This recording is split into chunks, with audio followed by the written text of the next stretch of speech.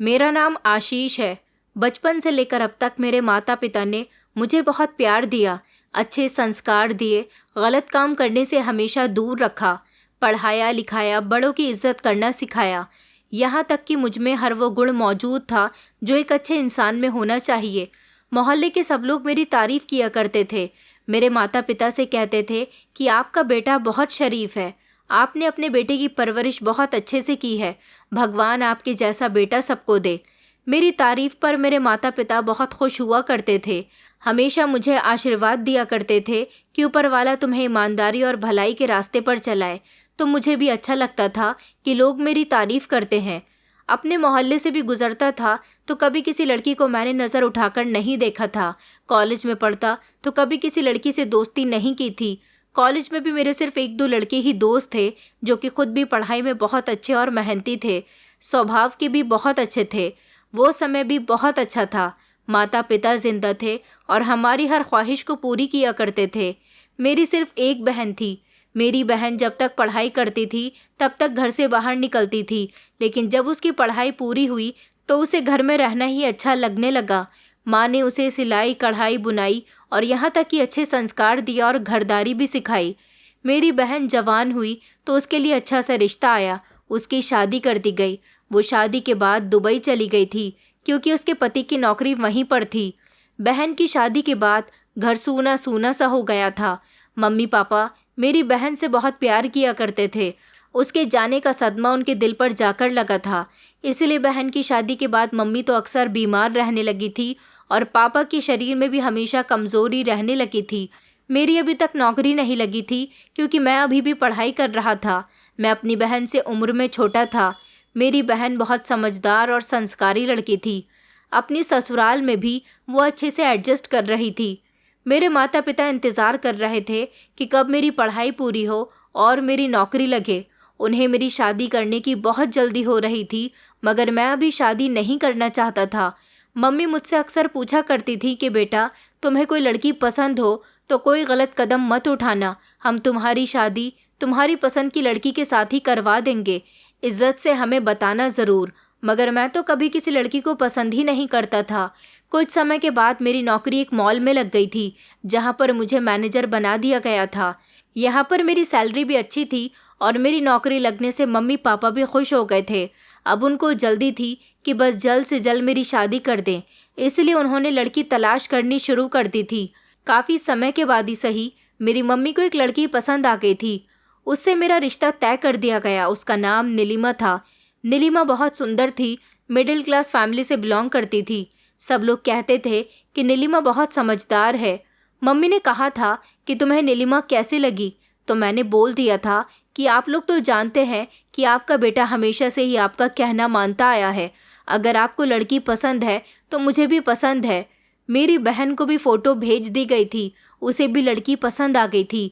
6 महीने बाद की मेरी शादी की डेट फिक्स हो गई थी। बहन को भी दुबई से बुला लिया गया था। शादी संपन्न हुई तो बहन अपनी ससुराल वापस चली गई और मेरी अपनी पत्नी के साथ शादीशुदा ज़िंदगी शुरू हो गई थी। मैं नीलिमा के साथ खुश था। मैंने उसे शादी की पहली रात ही बता दिया था कि मेरे लिए और मेरे माता पिता के लिए सबसे ज़्यादा इम्पॉर्टेंट हमारी इज्जत है। हम कभी कोई ऐसा काम नहीं करते जिससे हमारी इज्जत पर दाग लगे, इसलिए तुम्हें भी समझाए देता हूँ कि कभी मेरा सर नीचा मत होने देना। उसने मुझसे वादा किया था कि वो कभी मुझे शिकायत का मौका नहीं देगी। नीलिमा एक अच्छी पत्नी साबित हुई थी। मेरी मम्मी, जिनकी बीमारी अब बढ़ती जा रही थी, उनको ब्लड प्रेशर की बीमारी थी। अब वो दिन ब दिन बीमार रहने लगी थी। मम्मी का ट्रीटमेंट तो काफ़ी समय से चल रहा था, लेकिन उनको दवाई लगती ही नहीं थी। फिर एक दिन ऐसा भी आया जब उनका बीपी शूट कर गया और वो अपनी ज़िंदगी की जंग हार गईं। मम्मी के जाने के बाद घर बहुत सूना सूना हो गया था। मम्मी जो घर के सारे काम किया करती थी, अभी तक उन्होंने मेरी पत्नी को भी कोई काम नहीं करने दिया था। उन्होंने कभी मेरी पत्नी को बहू नहीं बल्कि हमेशा अपनी बेटी समझा था। पापा भी अब बीमार रहने लगे थे और सारा दिन घर में रहा करते थे। पहले मेरे पापा अपने क्रॉकरी स्टोर पर जाया करते थे, लेकिन जब से मम्मी की मृत्यु हुई थी तब से क्रॉकरी स्टोर पर सामान भी नहीं आ रहा था और पापा को भी वहाँ जाना अब अच्छा नहीं लगता था। मैंने उनसे मना कर दिया था कि आपकी तबीयत ठीक नहीं रहती, आप घर में रहकर आराम किया करो। नीलिमा उनकी खूब सेवा किया करती थी। मेरी और नीलिमा की शादी को 6 महीने गुजर गए थे। एक दिन रात का समय था जब मैं और नीलिमा पापा के कमरे से उठकर अपने कमरे में आए थे। हम दोनों ज़्यादातर पापा का ख्याल रखने के लिए और उनका ध्यान बांटने के लिए उनसे काफ़ी देर तक बातें किया करते थे ताकि उनको अकेलापन महसूस न हो। उस रात भी हम दोनों काफ़ी देर पापा के साथ हंसी मजाक करके वापस आए थे। पापा अपनी तबीयत कुछ ठीक से बता नहीं रहे थे। उनका कहना था कि मेरा दिल कुछ घबरा रहा है। मैंने कहा भी था कि पापा, मैं आपके पास सो जाता हूँ, मगर पापा ने इनकार कर दिया। कहने लगे कि नहीं बेटा, तुम बहू को अकेला छोड़ना चाहते हो। मैं बिल्कुल ठीक हूँ, तुम चले जाओ और आराम से जाकर सो, तुम्हें सुबह जॉब पर भी जाना होता है। मैं कमरे में आ गया था। काफ़ी देर तक मैंने नीलिमा के साथ बातचीत की। उसके बाद नीलिमा करवट बदलकर सो गई, लेकिन मुझे नींद नहीं आ रही थी। काफ़ी समय हो गया था। ऐसा लग रहा था जैसे कुछ अच्छा नहीं होने वाला। मेरी आंख लगी ही थी। अभी 5 मिनट गुजरे थे जब अचानक एक ही झटके से मेरी आंख खुल गई। मैंने नीलिमा को नहीं जगाया, मैं खुद ही पापा को देखने के लिए चला गया। मैंने खिड़की से झांक कर देखा तो पापा बेफिक्री की नींद सो रहे थे। दूर से ही पापा को देखकर दिल में तसल्ली आ गई थी, लेकिन अंदर ही अंदर एक बेचैनी सी थी। इस बेचैनी की क्या वजह थी, ये मेरी समझ में नहीं आ रही थी। मैं अपने बिस्तर पर लेटकर सो गया। खुद को तसल्ली दी कि पापा बिल्कुल ठीक है। लेकिन जब सुबह के समय नीलिमा मुझे नाश्ता देने के बाद पापा को उनके कमरे में चाय देने के लिए गई तो उसके अचानक चिल्लाने की आवाज़ आने लगी। मुझे लगा कि शायद नीलिमा गिर गई है या फिर उसको कोई चोट लगी है। मैं दौड़कर कमरे से बाहर निकला तो देखा कि वो पापा के कमरे में है। वो रोते हुए मेरे गले से लिपट गई और कहने लगी कि देखो ना आशीष, पापा कोई हरकत नहीं कर रहे। मैंने जैसे ही पापा को जगाने की कोशिश की तो पापा का शरीर पत्थर बन चुका था। मैंने फ़ौरन डॉक्टर को फ़ोन किया। डॉक्टर ने आकर पापा को चेक किया तो बताया कि उनकी सांसें रुक चुकी हैं और अब ये ज़िंदा नहीं है।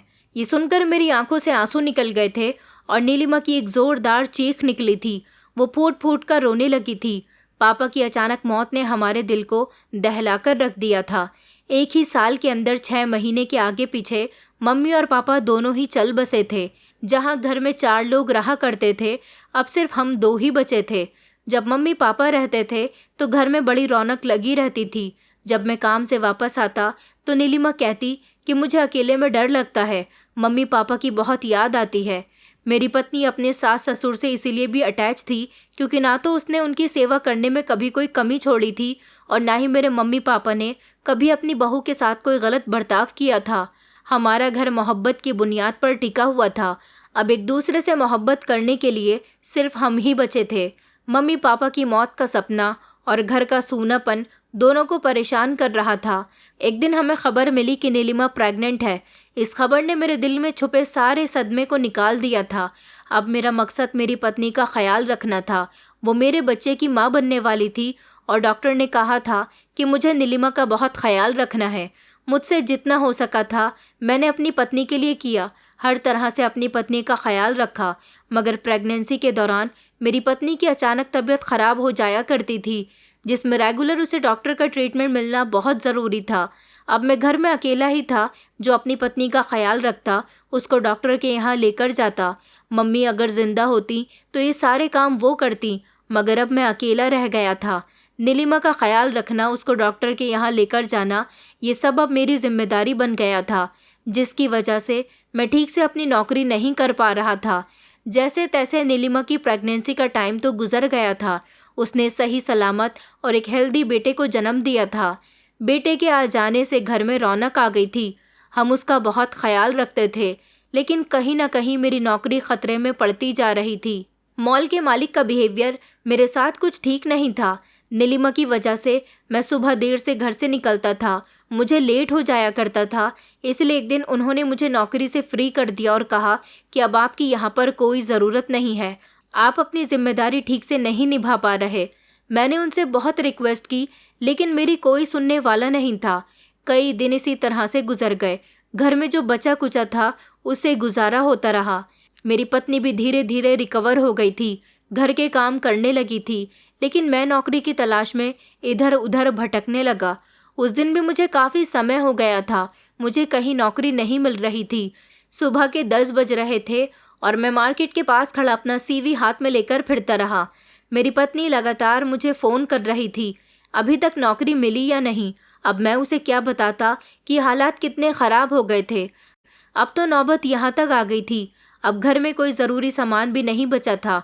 कूलर और फ्रिज मैंने पिछले महीने बेच दी थी ताकि घर में खाने पीने का बंदोबस्त हो सके। अभी सर्दियों का मौसम था, इसलिए फ्रिज और कूलर की ज़्यादा कमी महसूस नहीं हो रही थी, लेकिन फिर भी मेरी पत्नी एडजस्ट कर रही थी। मुझे नहीं पता था कि मेरी नौकरी चली जाएगी तो मेरे हालात बद से भी बदतर होते चले जाएंगे। इधर बेटा अंश अभी छोटा था और दूसरी तरफ घर में खाने के भी लाले पड़ गए थे। मेरी नौकरी को गए हुए 4 महीने गुजर गए थे और इन 4 महीनों में मुझे मेरी ज़िंदगी का सबसे बुरा समय देखने को मिल गया था। नौकरी ढूंढते हुए भी मुझे 1 महीने से ज़्यादा हो गया था। मुझे लगता था कि मुझे जल्द ही नौकरी मिल जाएगी, लेकिन शहर में घूमकर पता चल रहा था कि नौकरी की ज़रूरत सिर्फ मुझे ही नहीं बल्कि बहुत सारे लोगों को है।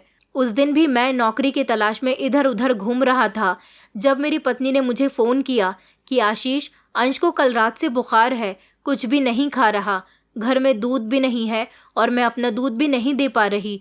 देखो कुछ भी कर लो, मगर आते हुए दूध का डब्बा ज़रूर लेते आना। मैंने उसे कोई जवाब नहीं दिया। मेरे पास सारे पैसे ख़त्म हो चुके थे। उसने खामोशी से फ़ोन बंद कर दिया। आखिर उसे क्या कहता कि बेटे के दूध के लिए भी मैं इंतज़ाम नहीं कर सकता। मुझे महसूस हो रहा था कि मैं कितना लाचार पिता बन गया हूँ। मैंने और नीलिमा ने भी कई दिनों से पेट भर के खाना नहीं खाया था, लेकिन अब तो बात बेटे की भूख तक पहुँच गई थी। मुझे समझ नहीं आ रहा था कि मैं क्या करूं। फिर मैं वहीं आसपास टहलता रहा जब फिर से मेरी पत्नी की कॉल आई और वो रोने लगी और कहने लगी कि आप अभी तक घर नहीं आए, जल्दी से घर आ जाइए, बेटे की तबीयत बहुत बिगड़ रही है। तो मैं रिक्शा करके फ़ौरन घर के लिए रवाना हो गया। जब वहाँ पहुँचा तो पता चला कि बेटा बुखार से जल रहा है। मैं उसे लेकर फ़ौरन अस्पताल पहुँचा तो डॉक्टर ने बताया कि बच्चे का ठीक से पेट नहीं भर पा रहा, बच्चे का ख्याल रखिए और इसको दवाइयों की भी ज़रूरत है। मगर उसकी दवाइयाँ करने के लिए मेरे पास पैसे नहीं थे। डॉक्टर ने कहा था कि हम इसे एडमिट करना चाहते हैं। इस समय तो मैं बहुत परेशान चल रहा था। बेटे की हालत ख़राब थी, इसलिए मजबूरन उसे अस्पताल में एडमिट कर दिया और डॉक्टर से कहा कि मुझे 2 घंटे का टाइम दीजिए, मैं कहीं से भी पैसों का बंदोबस्त करके लाता हूँ। इतने आप मेरे बेटे का इलाज शुरू कीजिए। डॉक्टर मेरे जानने वाले थे, इसलिए बेटे का इलाज शुरू कर दिया। मैं अपने एक दोस्त के यहाँ गया, सोचा कि उससे 5,000 रुपये उधार ले लेता हूँ। मैं उसके घर गया तो उसकी पत्नी ने दरवाज़ा खोला था। मैंने जब अपने दोस्त मानव के बारे में पूछा तो उन्होंने कहा कि वो तो घर पर नहीं है, थोड़ी देर में वापस आएंगे। लेकिन मैं उसके यहाँ 1 घंटे तक रुका रहा, वो घर पर नहीं आया तो मैं वहाँ से निकलकर किसी और दूसरे रास्ते पर जाने लगा कि कोई और मेरी मदद कर दे। मैं पैदल ही चलकर अपने दूसरे दोस्त के घर जा रहा था जब अचानक बाजार में शोर मचने लगा। चोर चोर, एक आदमी भागता हुआ जा रहा था और सारी पब्लिक उसे देख रही थी। उसके पीछे भी कुछ लोग थे जो भाग रहे थे उसे पकड़ने के लिए। शायद वो किसी का पर्स चोरी करके भागा था। थोड़ी दूरी पर जाकर लोगों ने उसे पकड़ लिया था। मुझे नहीं पता फिर उसके साथ क्या हुआ। मैं तो अपनी परेशानी में लगा हुआ था। जब मैं अपने दूसरे दोस्त के घर गया तो वहाँ से भी मुझे कोई सफलता हासिल नहीं हुई। फिर मैं अपना सर पकड़कर बैठ गया और सोचने लगा कि क्या करूँ, डॉक्टर को क्या मुंह दिखाऊंगा। फिर अचानक मेरे दिमाग में ख्याल आया। हालांकि ये ख्याल मेरे दिमाग में नहीं आना चाहिए था, मगर मजबूरियाँ इंसान को क्या क्या करने पर मजबूर कर देती हैं। मुझे लगा कि क्या मुझे भी चोरी करनी चाहिए। पहले तो मेरे दिमाग में आया कि नहीं नहीं, मेरे माता पिता ने कभी मुझे ऐसे गलत काम नहीं सिखाए। लेकिन आज जो बुरा वक्त मुझ पर गुजर रहा था उसमें ना तो मुझे नौकरी मिल रही थी, न कोई मेरी सहायता करने के लिए आगे बढ़ रहा था।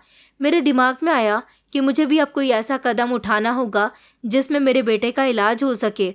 मैं जहाँ बैठा हुआ था उसके सामने ही एक जनरल स्टोर पर एक आदमी खड़ा हुआ कोल्ड ड्रिंक पी रहा था। उसके पैंट की जेब में मोबाइल था जो कि आधा जेब से बाहर था और आधा जेब के अंदर। मेरे दिमाग में आया कि मुझे इस आदमी का मोबाइल चोरी कर लेना चाहिए।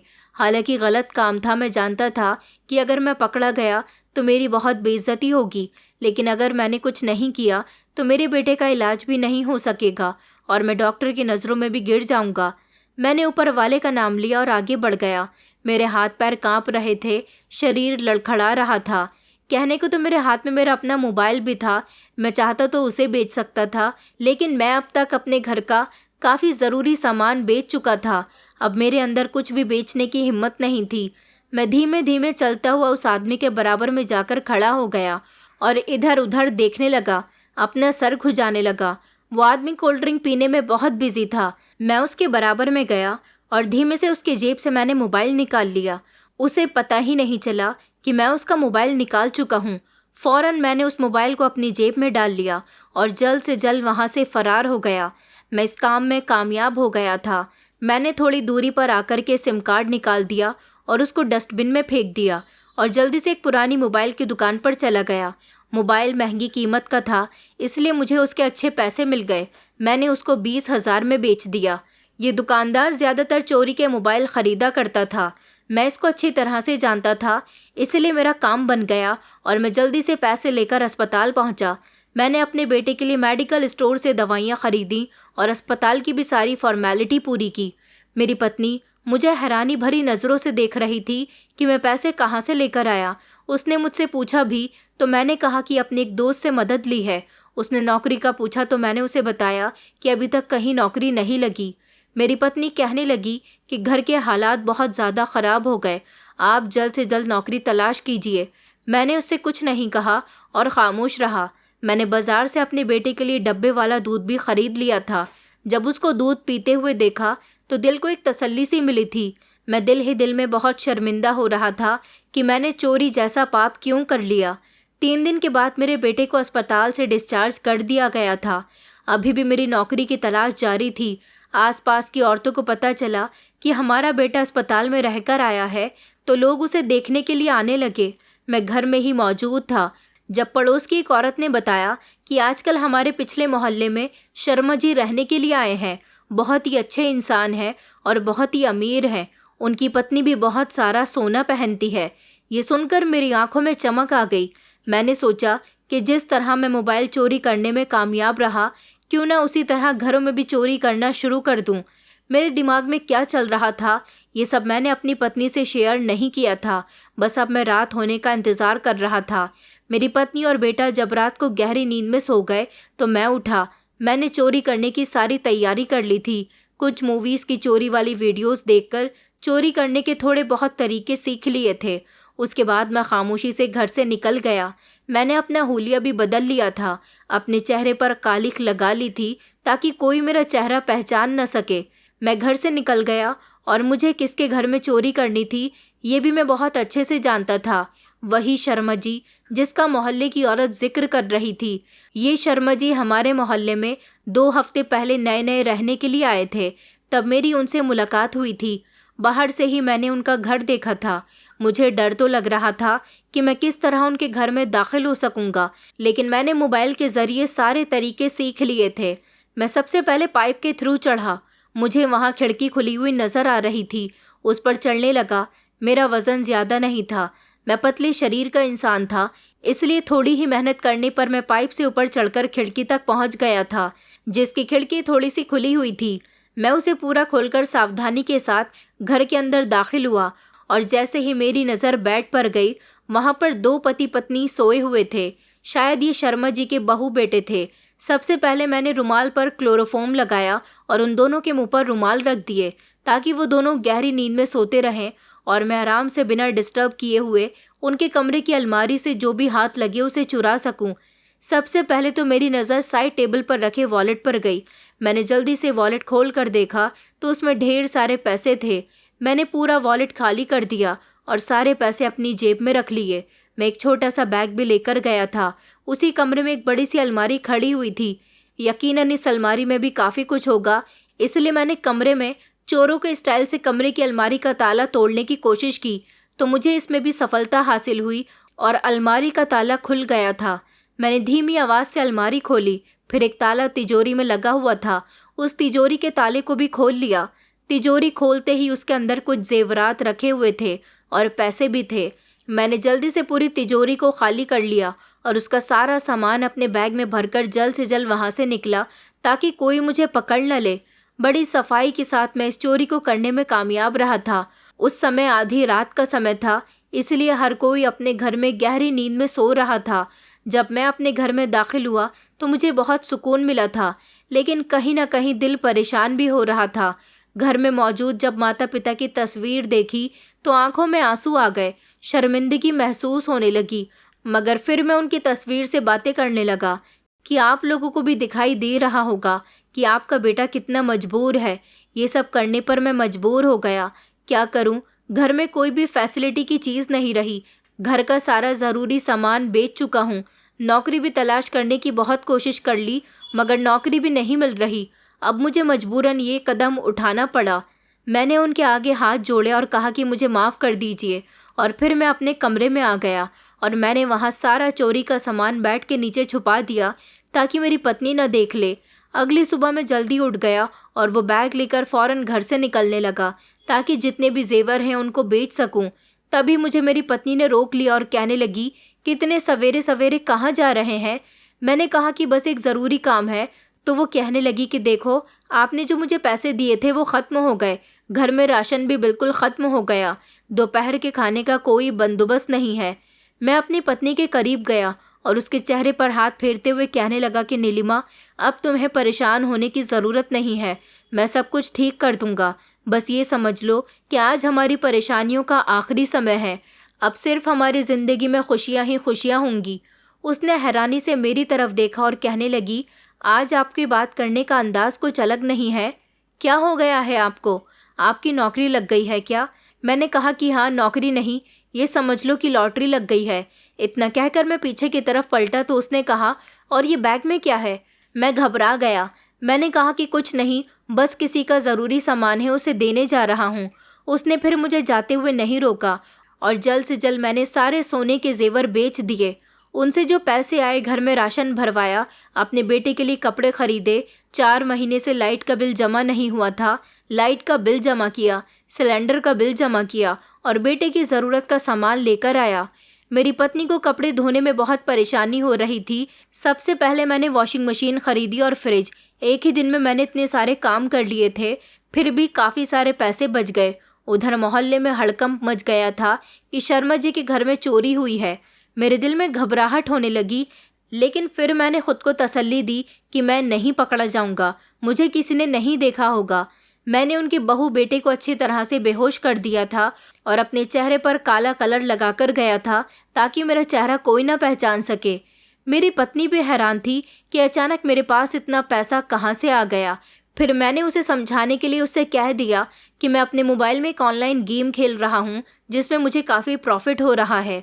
मेरी पत्नी खुश हो गई और कहने लगी कि चलो अच्छा है, आपको नौकरी नहीं मिल सकी तो ऊपर वाले ने इस तरह से आपकी मदद कर दी। बस मैं तो चाहती हूँ कि हमारा घर इसी तरह से भरा पूरा रहे। नीलिमा का खुशी भरा चेहरा देखकर मेरे दिल को सुकून मिल गया था।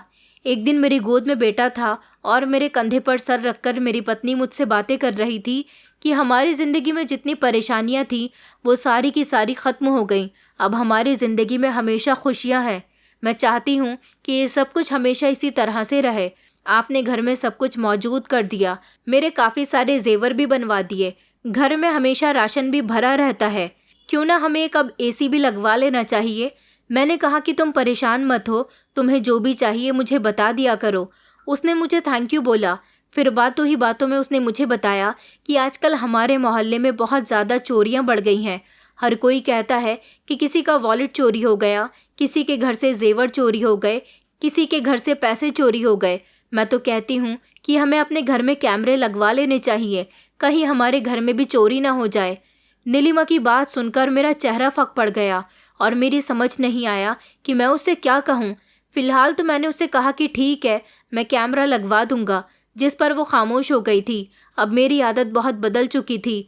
मेरे पास जैसे ही पैसे ख़त्म होते, मैं चोरी करने के लिए कोई नया घर तलाश करता और प्लानिंग बनाता कि किस तरह से चोरी करनी है। और बस इस तरह कभी किसी के घर में चोरी कर ली तो कभी किसी मोहल्लेदार के साथ गले लगने में उसका वॉलेट निकाल लिया तो कभी मोबाइल। अभी तक किसी को भी मुझ पर शक नहीं हुआ था, क्योंकि मैं मोहल्ले का शुरू से ही सबसे शरीफ इंसान रहा था, जिसे मोहल्ले के लगभग सारे ही लोग अच्छी तरह से जानते थे। लेकिन हर मोहल्लेदार बढ़ती हुई चोरियों से परेशान था। मेरी पत्नी भी हैरान होती थी कि अचानक मेरे पास इतने पैसे कहाँ से आ रहे हैं। ऐसा भी कौन सा गेम है जिसका सबसे ज़्यादा फ़ायदा मुझे हो रहा है। मगर मैं हर बार अपनी पत्नी से झूठ बोल दिया करता था, लेकिन ये झूठ ज़्यादा दिन तक नहीं टिक सकता था। एक दिन मेरी पत्नी ने चोरी के जेवर जब मेरे पास देखे तो वो हैरान होकर मुझसे सवाल करने लगी, आशीष, ये इतने सारे जेवर। मैं उससे झूठ बोलने की काफ़ी कोशिश कर रहा था, मगर अपनी पत्नी के सामने मेरे मुंह से झूठ न निकल सका और मैंने उसे सब कुछ बता दिया कि हालात से तंग आकर मैं चोरी करने पर उतर आया हूँ। उसने कहा कि मुझे शक तो आप पर पहले से ही हो रहा था, लेकिन मुझे लगता था कि ये सब मेरा वहम है। आप जितने पैसे घर में ला रहे हैं, आपने घर में इस तरह से हर सुविधा मौजूद कर दी है, उस हिसाब से मुझे यही लगता था कि ज़रूर कोई ना कोई गड़बड़ है, लेकिन मैं आप पर विश्वास करती थी। आखिर आपने ऐसा क्यों किया? आप लोगों का भरोसा तोड़ रहे हो। मोहल्ले के लोग आपकी कितनी इज्जत करते हैं। आपको पता भी है कि अगर आप पकड़े गए तो हमारी कितनी बेइज्जती होगी। हम किसी को मुंह दिखाने लायक नहीं रहेंगे। मैं अपनी पत्नी की बातें सुनकर शर्मिंदा हो रहा था। मेरी आंखों में आंसू आ गए। मैंने कहा, तो फिर मैं क्या करता? मुझे यही सब ठीक लगा, सो मैंने ऐसा ही कर लिया। मैं उसके सामने रोने लगा था। मेरी पत्नी ने कहा कि चलिए ठीक है, मैं मानती हूँ कि ये सब कुछ आपने मजबूर होकर किया, लेकिन आप मुझसे वादा कीजिए कि अब आइंदा आप ऐसा कुछ भी नहीं करेंगे। हमारे पास जो है हम उसमें ही खुश हैं। बुरा समय आएगा तो उससे मिलकर लड़ लेंगे, लेकिन आप कभी कोई गलत कदम उठाने के बारे में भी आप नहीं सोचेंगे। वक्ती तौर पर तो अपनी पत्नी के समझाने के लिए और खामोश करवाने के लिए मैंने उससे वादा कर लिया था कि ठीक है, मैं आइंदा चोरी नहीं करूँगा, लेकिन मैं अब अपनी आदतों से मजबूर हो चुका था। उसी दौरान एक दिन मेरे पास एक अनजान नंबर से फ़ोन कॉल आई। मैंने जैसे ही कॉल रिसीव करके बात की, एक लड़की बोल रही थी। उसने कहा कि सर, आप आशीष खुराना बोल रहे हैं? मैंने कहा कि जी। तो उसने कहा कि कॉन्ग्रेचुलेशंस, 3 महीने पहले आपने जिस नौकरी के लिए अप्लाई किया था वहाँ एक पोस्ट खाली है। वहाँ आपको उस पोस्ट के लिए सिलेक्ट कर लिया गया है। कल आप आकर सर से मीटिंग कर सकते हैं। मैंने उसका शुक्रिया अदा किया और फ़ोन बंद कर दिया, लेकिन मुझे नौकरी लगने की कोई खुशी नहीं हुई थी। ये एक बहुत बड़ी इंडस्ट्रियल कंपनी थी जहाँ मुझे एक अच्छी पोस्ट पर नौकरी मिल रही थी। मैं जानता था कि मैं रोज़ दिन रात मेहनत करूँगा तब जाकर 60-70 हज़ार रुपये की सैलरी घर आएगी, लेकिन एक चोरी करने पर पूरे 1 महीने तक उसका फ़ायदा उठाता हूँ। मुझे भी अब चोरी करने की लत लग चुकी थी। हमारे घर से 4 घर छोड़ने के बाद विकास जी का घर था, जिनकी पत्नी मेरी पत्नी को बहुत अच्छे से जानती थी और उनका हमारे घर में आना जाना भी बहुत था। बातों ही बातों में मेरी पत्नी ने बताया कि अगले हफ्ते उनके 2 बेटों की शादी है। उनके यहाँ से हमारा इन्विटेशन आया है। मैंने सोचा कि घर में शादी है तो बहू के लिए जेवर भी ज़रूर ख़रीदा होगा। शादी भी अगले हफ्ते में ही है। ज़रूर विकास जी ने बैंक से निकालकर जेवर अब अपने घर में रख लिए होंगे, तो क्यों ना एक बार वहाँ चोरी की जाए। ये सब सोचते हुए मेरे चेहरे पर एक शातिराना मुस्कुराहट आ गई थी। जैसा कि मैंने अपनी पत्नी से वादा किया था कि अब मैं चोरी नहीं करूँगा, इसलिए मैंने उसके गहरी नींद में सोने का इंतज़ार किया और सारी तैयारी के साथ विकास जी के घर में चोरी करने के लिए चला गया।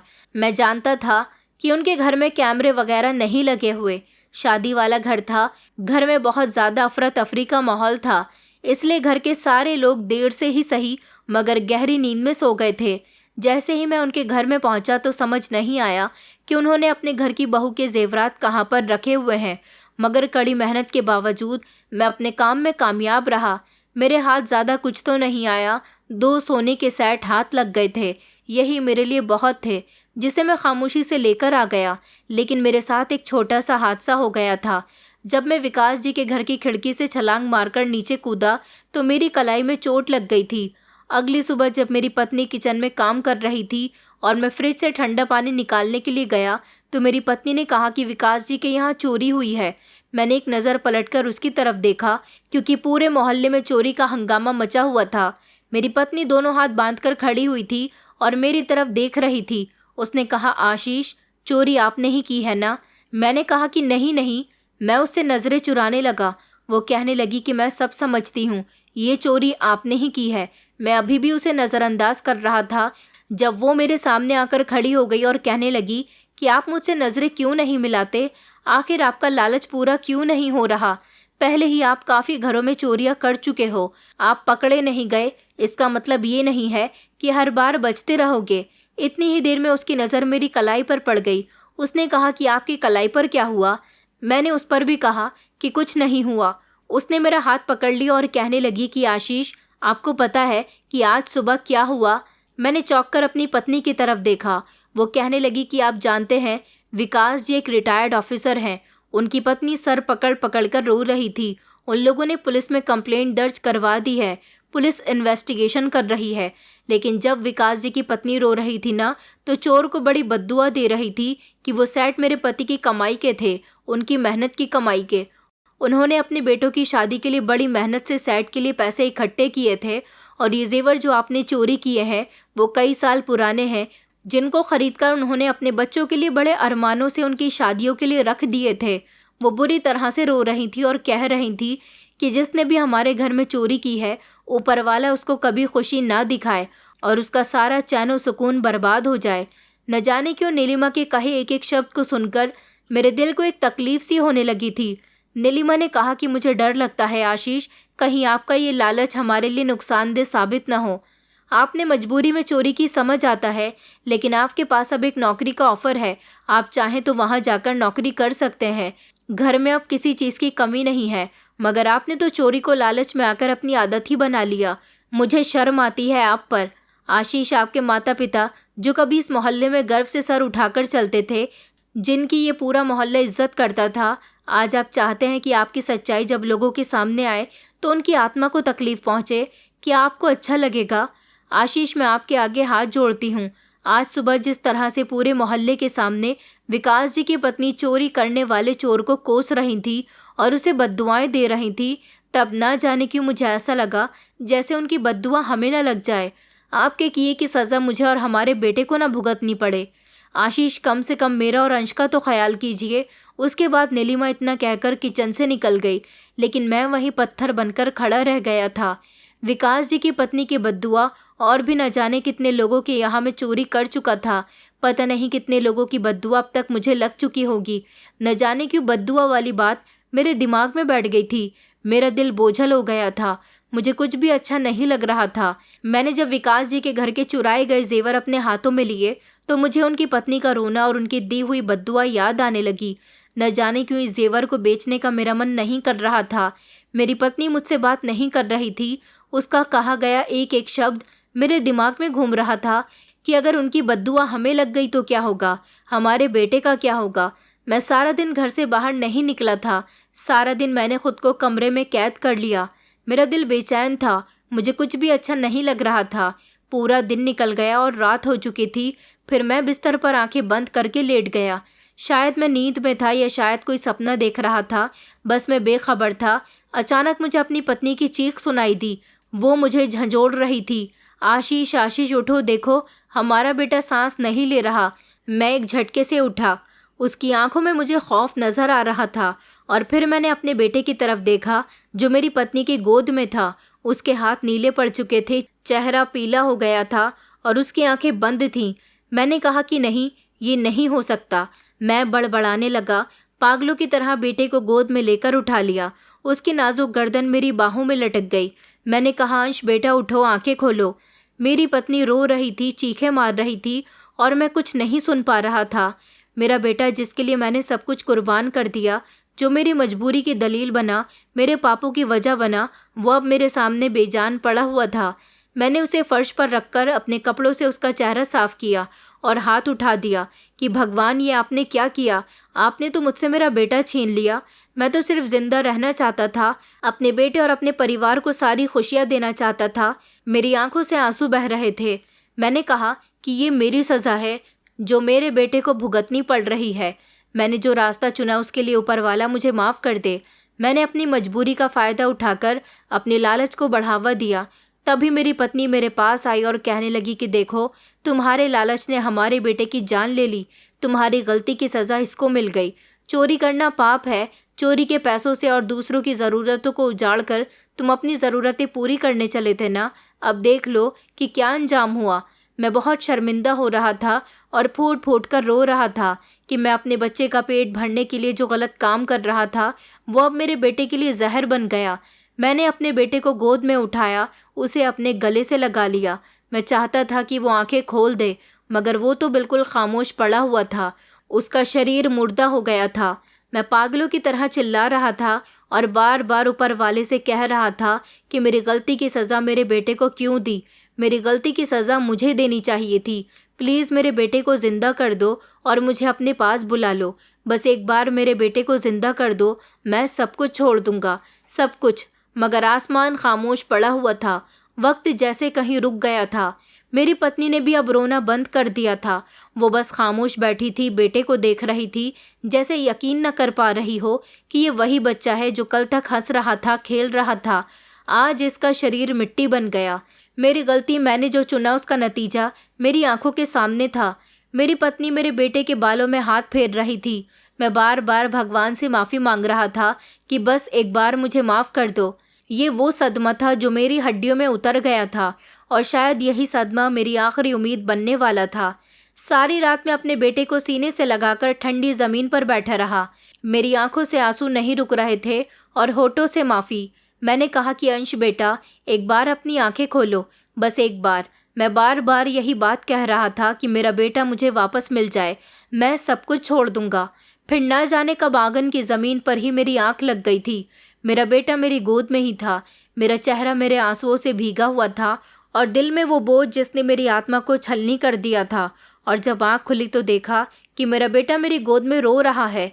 उसकी नन्ही सी आवाज़ मेरे कानों में पड़ी तो जैसे कोई मीठे सुर मेरे कानों से टकरा गए।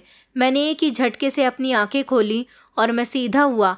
सामने देखा तो मेरा बेटा मेरे बराबर में लेटा हुआ था, जिंदा था। पूरी तरह से उसके हाथ पैर हिल रहे थे। उसकी गर्म सांसों की आवाज़ मुझे महसूस हो रही थी। मेरी पत्नी जल्दी से मेरे करीब आई और बेटे को गोद में ले लिया। कहने लगी कि आशीष, आपको क्या हो गया? रात आप आंगन में सो गए थे, बेटे को भी गोद में ले लिया था, खुद भी कांप रहे थे। आप ठीक तो है ना? मैंने खामोशी से अंश की तरफ देखा। उसकी आंखें पूरी तरह से खुली हुई थी और वो रो रहा था, जैसे उसे भूख लगी हो, जैसे ये दुनिया उसे दोबारा से वेलकम कह रही हो। मेरे होठों से कोई आवाज़ न निकली और आंखों से आंसू बहने लगे, लेकिन ये आंसू किसी शौक के नहीं थे, बल्कि शुक्र के थे। मैंने कहा कि मेरा बेटा जिंदा है। मेरी आवाज़ कांप रही थी। मैंने नीलिमा से पूछा तो उसने हैरानी से मेरी तरफ देखा। कहने लगी, आशीष, आप कैसी बातें कर रहे हो? हमारा बेटा तो बिल्कुल ठीक है, उसे कुछ भी नहीं हुआ। शायद आप रात कोई सपना देख रहे थे, इसीलिए डर गए। जब मैं बाहर आई तो आप नींद में भी रो रहे थे। मैंने फ़ौरन अपने हाथों से चेहरे को छुआ। वही पसीना, वही आंसू, मगर दिल अब कुछ और था कि ये सब एक सपना था। ये तकलीफ़, ये सदमा, वो ठंडी ज़मीन कोई मामूली सीख नहीं थी। मैंने अपनी पत्नी की तरफ देखा जो अंश को दूध पिला रही थी। उसके चेहरे पर चमकता हुआ सुकून और चेहरे पर एक माँ का भरोसा। मैं बस हाथ जोड़कर अपने गुनाहों की माफ़ी मांगता रहा। मैं जो गलत रास्ते पर भटक गया था, अब मुझे सीख मिल गई थी कि दूसरों का हक मारकर हम कभी अपना भरण पूर्ण नहीं कर सकते। मुझे ऊपर वाले ने एक मौका दिया, एक मोहलत दी, एक इशारा। मैंने हाथ फैलाया, प्रार्थना की, लेकिन साथ ही लोगों के घरों में चोरी भी की, उनकी मेहनत की कमाई को चुरा लिया। मैंने सुकून की सांस ली, क्योंकि कभी कभी सपने हकीकत से ज़्यादा ताकतवर होते हैं और कभी वो हमें ऐसा सबक दे जाते हैं। मैंने फैसला कर लिया था कि मैं आज के बाद कभी कोई पाप नहीं करूँगा। हमेशा अपने माता पिता के सिखाए हुए रास्ते पर चलूँगा। उन्होंने हमेशा मुझे ईमानदारी और भलाई का पाठ पढ़ाया था, लेकिन मैंने क्या किया? उनके परवरिश का गलत फ़ायदा उठाया। मेरी पत्नी सही कहती थी कि अगर मोहल्ले वालों को पता चल जाए कि मैं चोर हूँ तो लोग मुझे बुरा भला कहेंगे, मुझे पुलिस के हवाले कर देंगे। उसके बाद मैं जेल चला जाऊँगा तो मेरी पत्नी और मेरे बेटे का क्या होता?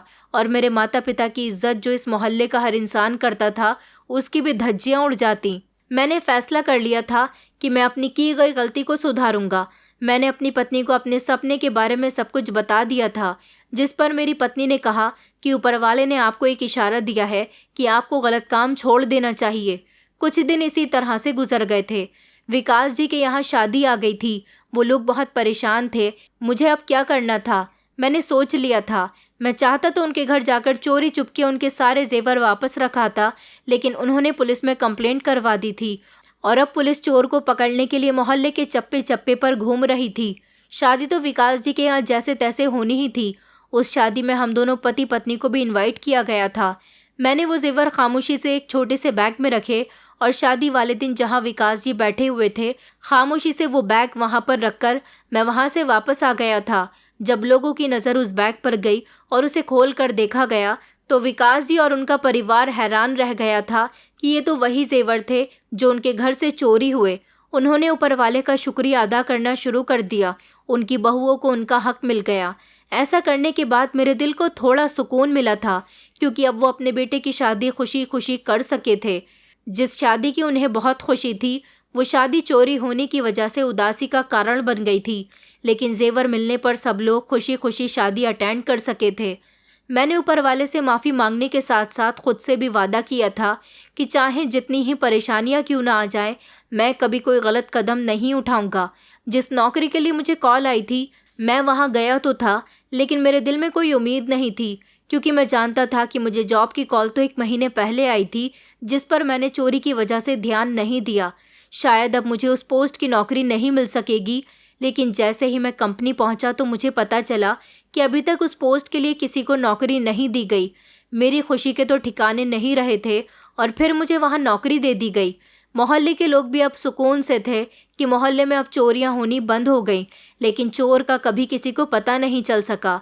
मेरी पत्नी, जिसकी प्रार्थनाएं हमेशा मेरे साथ रही थी, वो हमेशा मेरे लिए प्रार्थना किया करती थी कि उसके पति की इज्जत पर कभी कोई आँच न आए। मैंने पहली बार समझा था कि ऊपर वाले की तरफ से मिलने वाला इशारा कितना सख्त होता है और कितना मेहरबान। आज मैं इज्जत, ईमानदारी और मेहनत के साथ इस कंपनी में नौकरी कर रहा हूँ।